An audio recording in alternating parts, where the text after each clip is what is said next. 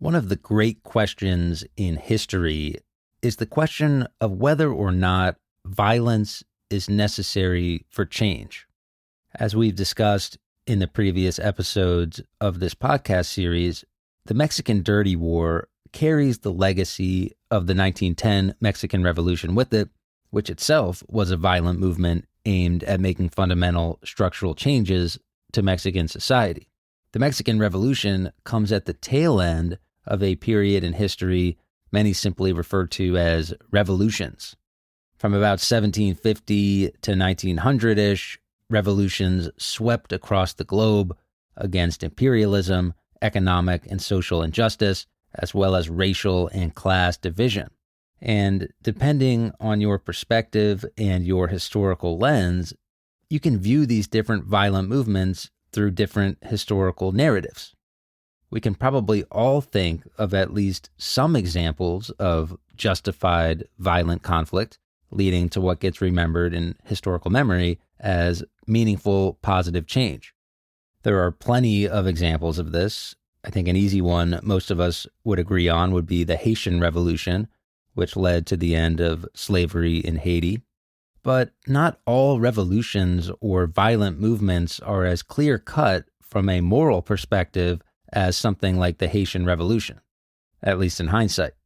As we've discussed at length on this podcast over the years, violence often leads to instability and cycles of revenge that do more harm than good, not to mention the human cost of death and destruction that goes along with the violent movement.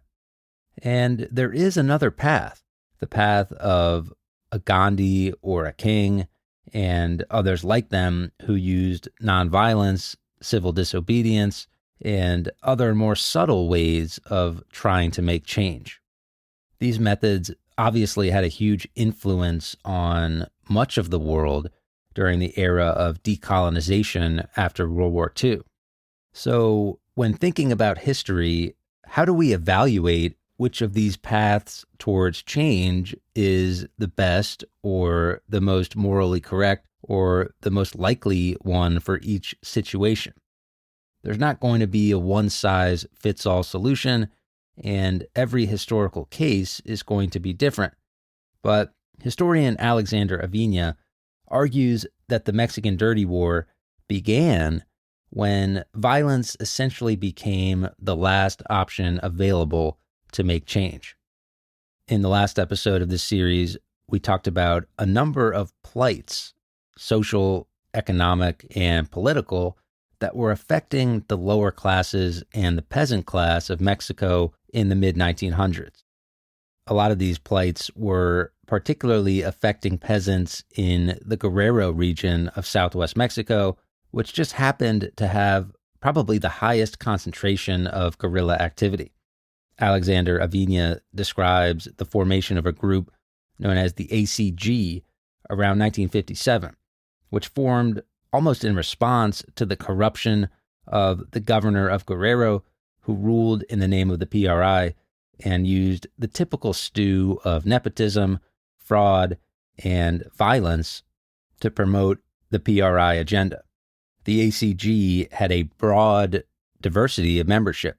Avina says it was made up of, quote, disaffected PRI members, such as the ACG's first president, Dario Lopez Carmona, school teachers, housewives, doctors, lawyers, Acapulco-based independent journalists, entire town and city barrios, and small-scale ranchers joined students, dissident politicians, and union members. Individual leftist militants also joined, end quote. From 1957 to 1960, the ACG used marches, sit-ins, silent protests, appeals to democratic processes, and maybe most importantly, appeals to the 1910 Mexican Revolution and its ideals in order to try to get change for what they wanted. So mostly nonviolent means here. But this ACG group also promoted a bit of a slogan that simply said, quote, death to bad government, end quote. Unfortunately, in December of 1960 when an electrician decided to hang a banner with this slogan on a lamppost. Things went bad. Historian Alexander Avina says, quote, Ramirez decided to climb the post and hang the banner that read "Death to Bad Government." A soldier stationed nearby responded by shooting him. As Ramirez lay dying on the street, eyewitnesses spread the word and used church bells to call COP and ACG members into action. Soon, thousands of enraged protesters faced off with soldiers from the 24th Infantry Battalion under the command of General Julio Morales Guerrero. They fired 3 volleys into the civilian crowd. Lasting no more than 15 minutes, the military attack against the civilian protesters left at least 23 dead, including 2 soldiers, and 40 wounded.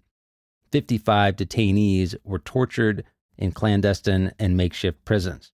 Before dawn, the next day, soldiers stormed the university building, physically assaulted the striking students, and dragged them off to the municipal jail. The permanent civic sit-in ended in bloodshed. End quote. So here, Alexander Avina is describing a situation where you have a peaceful protest and it ends in violent bloodshed when it's violently crushed by the government. And immediately after this, the leaders of this ACG guerrilla group organize a guerrilla force and demand the removal of the corrupt governor of the Guerrero region. He does get removed a few days later, and it was an important political victory with democratic gains made.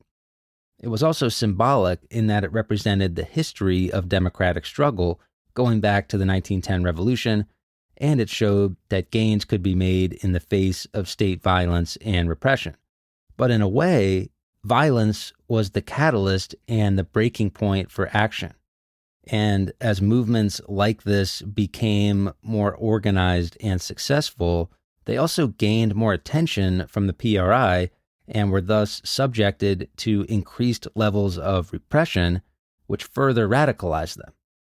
Alexander Avina says, quote, such popular attempts to save the Mexican Revolution using a constitutional legal framework implicitly and increasingly explicitly asserted that the PRI regime had failed as the institutionalized revolution.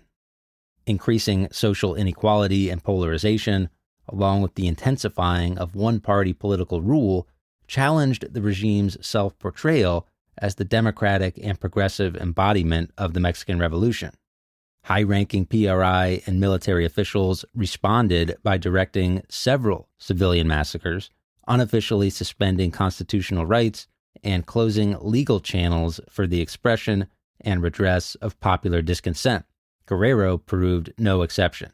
The region formed part of the vanguard of regional popular protest movements that emerged to contest PRI political and economic policies, challenge enduring cacique boss rule at the local regional level, and demand fundamental reform. If, during the 1940s and early 1950s, such protest movements reinforced an emerging and developing post-revolutionary state, by the 1960s, they critically interrogated that state's ideological and political justifications for rule. In other words, they demanded that the PRI practice its revolutionary democratic preaching. For articulating such demands, popular movements in Guerrero were subjected to increasing levels of state violence, despite playing by constitutional legal rules. The ACG's attempt to win the governorship and municipal offices resulted in another massacre and subsequent state terror campaign. Facing a regime that punished legal forms of pacific dissent with real and/or threatened violence, they would eventually forge an alternative, guerrilla new left political option with popular support. End quote. So as Avina describes there, as attempts to make change the democratic and electoral way failed, and as attempts to make change peacefully were met with repression, electoral fraud, and more massacres of civilians attempting reform, guerrilla groups increasingly transitioned to a more radical approach. And now the slogan, "Death to Bad Government," would be taken a bit more literally. And it's important to say, as many historians of this period do, that the state violence and the response to these guerrilla attempts at change was significant, and in fact was a significant cause of further radicalization from these guerrilla groups. Historian Alexander Avina describes a massacre by state forces against a peaceful march in 1967, saying, quote, "Upon reaching the Union Building, state police officers, paramilitary forces, and paid gunslingers stationed within the headquarters opened fire on the unarmed, unsuspecting Cabreros. The gunfire stopped only when soldiers intervened and temporarily detained the aggressors. Between 23 and 40 were killed, and dozens of injured Cabreros lay in the street. Subsequent government investigations, like those for the earlier massacres, blamed the victims. Impunity for the executioners reigned as the pacific democratic struggles of the 1960s ended bloodily." End quote. Avina cites a newspaper article from 1963 in Guerrero describing torture and violence at the hands of the PRI. The article says, quote, "During the months of March and April, hundreds of soldiers in armored vehicles have dedicated themselves to destroying communities. Over 400 homes in the last 3 cited communities were destroyed by military vehicles and set ablaze by soldiers, leaving in misery more than 2,000 families. The military victory was sealed by the detainment of dozens of campesinos with beatings and mistreatment for the victims, including women and children, for the crime of having participated in the political opposition. Murder and torture were the modalities favored by the military, practiced on, among others, Jose Hernandez and Juan Barrientos, campesinos from the Costa Grande. One local leader of coffee producers, nicknamed Tobacco, was viciously tortured this past March. They cut off his testicles and tongue to make him confess that he hid weapons, and he was finally killed by splitting his body in half. The crime was committed by soldiers under the command of Colonel Olvera Fregoso. Such is the quote-unquote duty fulfilled by 20,000 soldiers deployed in Guerrero." End quote. Avina also describes how the state could use economic control backed by violence in order to essentially steal peasant or ejido communal land. Avina says, quote, "One of the Costa Grande communities, Santa Lucia, provides an example of how political persecution and economic exploitation were combined during the terror campaigns of 1963. The ejido was one of 14 that leased their woodlands to a logging company, Maderas Papanoa, during the 1940s. Federal law dictated reciprocity between the logging company and ejidos, employment, just wages, and a percentage of earnings marked for the ejidos. In theory, company and ejidos enjoyed an equal business partnership. Yet, the reality on the ground was different. Melchor Ortega, a powerful right-wing businessman and personal friend of ex-President Miguel Alemán, controlled Maderas Papanoa and intimidated the participating ejidos when they opted to cancel the logging contract in late 1962. According to a protest letter sent by the ejido commissary, Ortega used his influence with the head of the Acapulco military zone to send in army troops. On September 23rd, 25 soldiers entered the ejido and began ransacking homes, brutalizing campesinos, and stealing money. They simulated the execution of 5 campesinos by hanging them near their homes until some fainted. Taking 3 of the tortured campesinos with them, the soldiers moved on to the neighboring ejido for a repeat performance. Reaching the city of Peratlan, the soldiers turned over the detained campesinos to judicial authorities, accusing them of homicide. Due to Ortega's maneuverings, according to one Santa Lucia resident, quote, "The presence of military soldiers was transformed into something common and ordinary," end quote.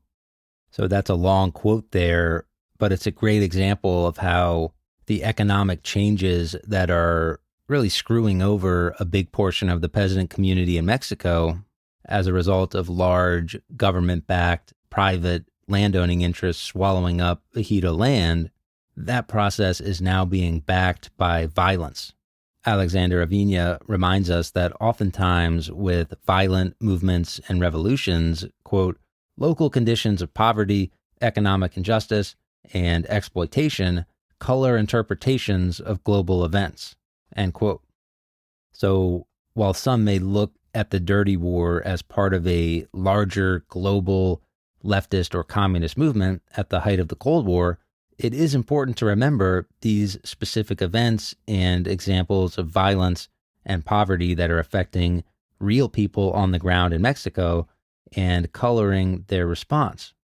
You can almost feel the anger and resentment and hopelessness on the part of peasants and campesinos when you read the accounts like this, and also on the part of guerrilla members and members of organizations like the ACG who are using that to their advantage as state violence quashes any attempts to rectify the perils of modernization. Increasingly, into the mid-1960s, the view in guerrilla circles is that elections won't end class struggles, so violence must. And that's just what these groups did for years. Hit and run, robberies, small skirmishes, movement in the mountains, kidnappings. Ultimately, none of these actions was a serious threat militarily to the PRI, but they did send a dangerous message to many in the realm of ideas and legitimacy. And in the eyes of some, they were carrying on the work of the 1910 Mexican Revolution. And at the very least, these guerrilla groups encourage historians to continue to grapple with the age-old question of, is violence necessary for change?